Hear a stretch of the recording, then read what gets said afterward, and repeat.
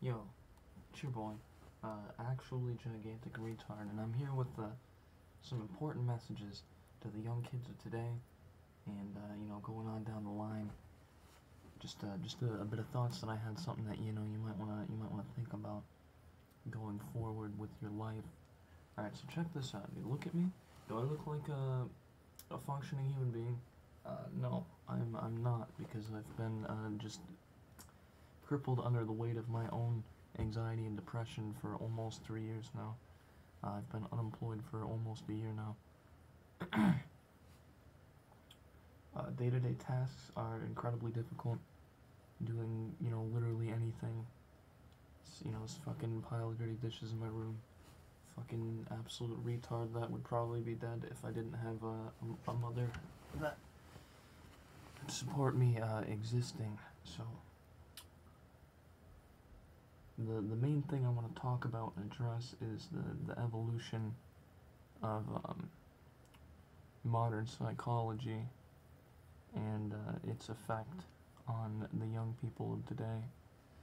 Um, so, psychology is I'm no fucking expert. All right, I went to community college for like a portion of 2 separate semesters and then fucked off because of anxiety meme.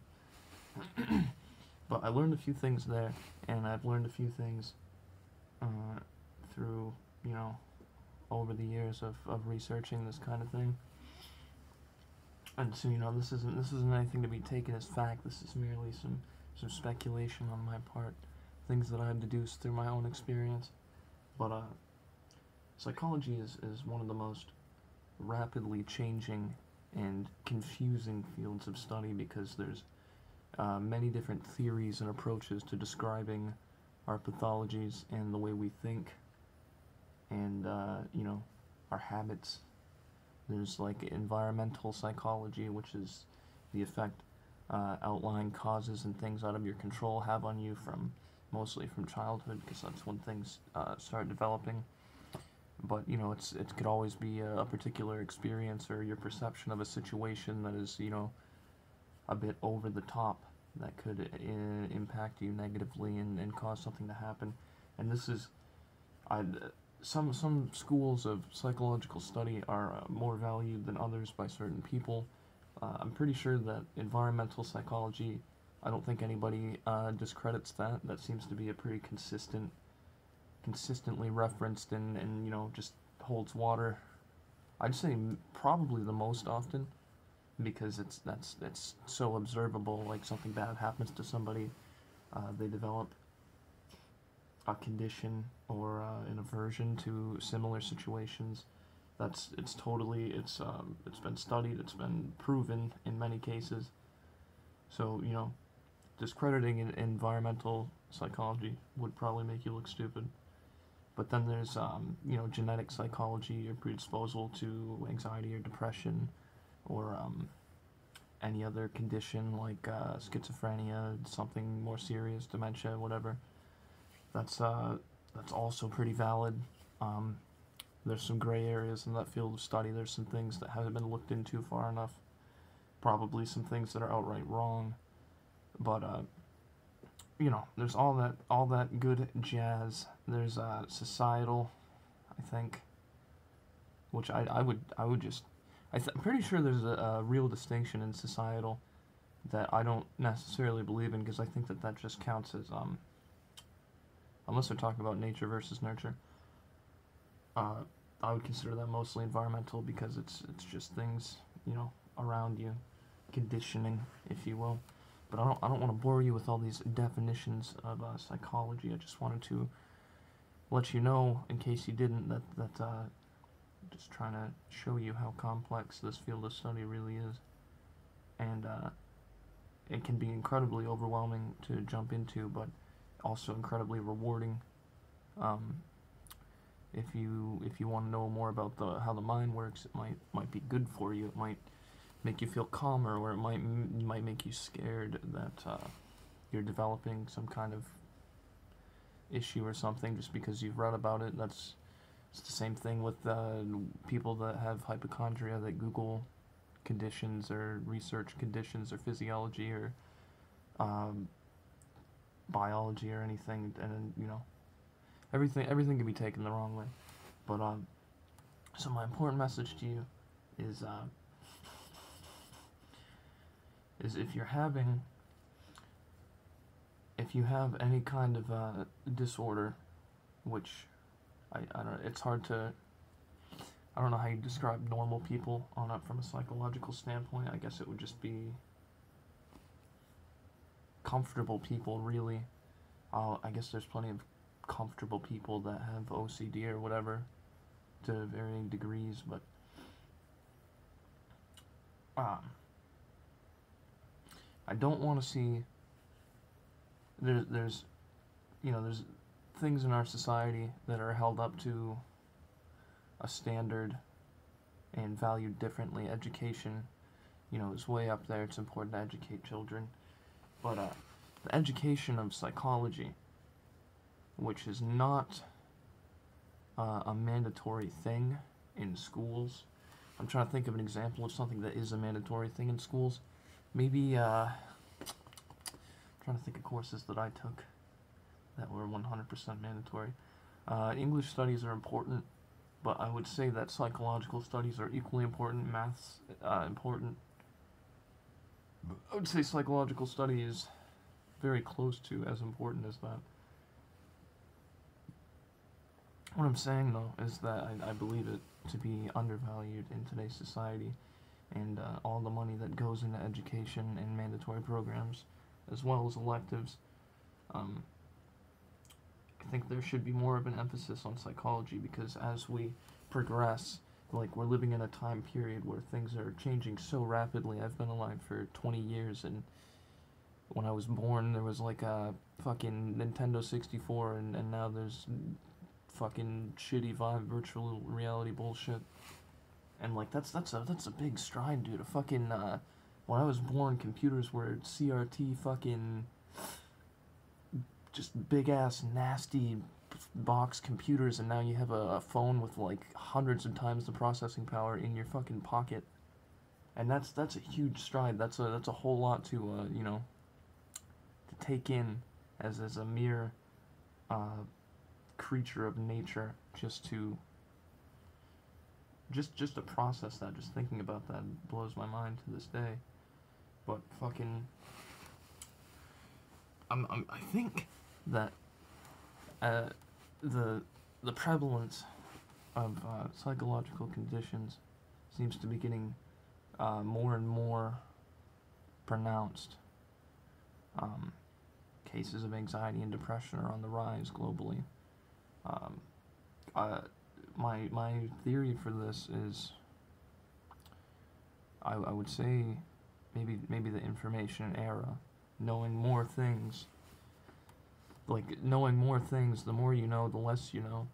And I think that that scares people. That's a scary thing. It's normal to have a fear of the unknown, and that's probably a big problem with me. I like to look at things. I like to research things, but then that's, for every door you open, there's 3 more doors to walk through, and it's impossible to check all those doors and go through all those spaces within one's lifetime, and that could be an uncomfortable feeling. Yeah, but I think that the information era has led to a huge upsurge in anxiety and depression, because life is much more complex than it once was, and I think that our ability to sympathize with other people also plays a role in the development of these things, to see people going through things and feeling them yourself, and you could really lends a lot to this theory. And things like gender dysphoria, that's isn't it strange that in the past few years, where this thing is started to be taken very seriously, and people that genuinely have gender dysphoria, which is an incredibly small percentage of the population, much smaller than the percentage of people that claim to have it. And I'm not saying they're not confused about, their sexuality, or there's not something going on up there, but people with, like, real gender dysphoria that think that they're fucking actually a woman, which is, that's an illusion or a misconception of reality. That's a real problem. Those people genuinely need help, and this has been beaten to death, but cutting off your penis or, well, inverting your dick up inside your body or fucking elongating your urethra and clitoris is, it's not going to change your sex. It's not going to help. If anything, it's going to make it, worse, which is proven by statistics of suicide attempts and successful suicides of people in that demographic. And, I don't know. What I'm worried about is that every cent of money that goes into researching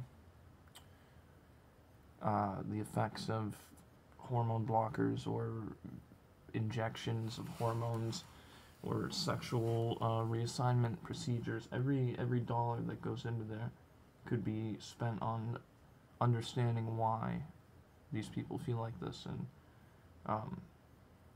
how to deal with it from a more effective long-term way, because it's an irreversible short-term solution. Like, you might feel better that you tucked your fucking wiener up inside your abdominal cavity, or that you gutted your organs out as a woman. That might make you feel better for a moment, but long-term, you're gonna, a year or two down the line, you're gonna be like, fuck, man, my natural reproductive organs have been fucked with in a fashion that is irreversible. Procreation is impossible because those organs are not present anymore, and as a creature of nature whose purpose is to reproduce just like every other creature of nature, that's going to have a severe impact on your psyche, and it's going to fuck you pretty good. And just knowing that it's irreversible, that you can't go back. And I don't want to see that happen to people, and the normalization of things like this is extremely concerning to me. I would much rather see research going into alleviating these symptoms of people, making them more comfortable in their own body, instead of trying to change their body. That's the thing about a lot of this movement, is people want you to be comfortable in your body, but they want you to appreciate your body, but fucking at the same time are encouraging you to change it. I have immense sympathy for anyone that has undergone these. There's stories of people. I'm trying to remember what the country is. There's a country in Europe where you can elect to euthanize yourself. I shouldn't be laughing. It's not very funny, but that's actually really sad. But there's a story of someone that had sexual reassignment surgery, and fucking I don't remember if the operation was botched or something, or think everything went, as it should have. And this is a story from probably like 6 or 7 years ago. But eventually, he elected to euthanize himself legally under the premise of unbearable, constant psychological trauma. What a horrible, horrible way to go. Once again, immense sympathy. And I haven't looked at the statistics of that, but in those countries, I'm sure things like that happen frequently, because these people that undergo these operations, it's just extremely detrimental to their well-being and brain, and I would much rather see that money go towards researching the phenomena and cognitive behavioral therapy techniques. I wish that all the governments in the world that collect tax money and spend it on, like the U.S. spends an outrageous amount of tax dollars on the military budget, which there is a place for. I understand why the U.S. has a massive military budget, and I respect that, but the billions spent on that, you could just subtract a small amount into paying psychologists to incentivize this field of study, to validate it, because it is one of the most important fields of study that we have, and it crushes me that it's not getting the attention that it deserves. I would like to see more therapists and psychologists trained in cognitive behavioral therapy that could more readily offer it, more locations, more public options for things like this. But instead, we're researching expensive procedures to alter someone's genitalia physically and help them transition into not the opposite sex, but an imitation of the opposite sex. No matter how much you do to your body, you will always have an X chromosome or two Y chromosomes. You can't change that. Every cell in your body is male or female. That's how it is. As to the the neurological makeup of your brain, how you think and your processes, that could be a different story, but that doesn't make you any less biologically male or female. So the main takeaway is I'd like to see more psychological study on rising social issues like anxiety, depression, and gender dysphoria, because they are rising and they're extremely important. Thanks for watching, dude.